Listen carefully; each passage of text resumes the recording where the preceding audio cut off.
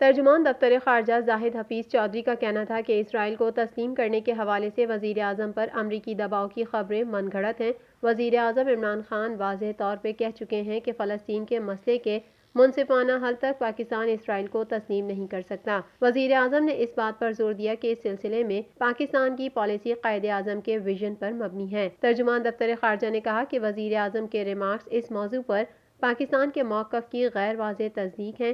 عمران خان کے واضح موقف کے بعد بے بنیاد قیاس آرائیوں کی کوئی گنجائش نہیں ہے۔ پاکستان 1967 سے قبل کی سرحدوں اور دارالحکومت القدس پر مشتمل فلسطین کا حامی ہے اور 1967 سے قبل کی سرحدوں اور القدس الشریف کو دارالحکومت کے طور پر تسلیم کرتا ہے۔ زاہد حفیظ چودھری نے مزید کہا کہ پاکستان اقوام متحدہ OIC کی قراردادوں اور بین الاقوامی قانون کے مطابق مسئلہ فلسطین کے دو ریاستی حل کا حامی ہے۔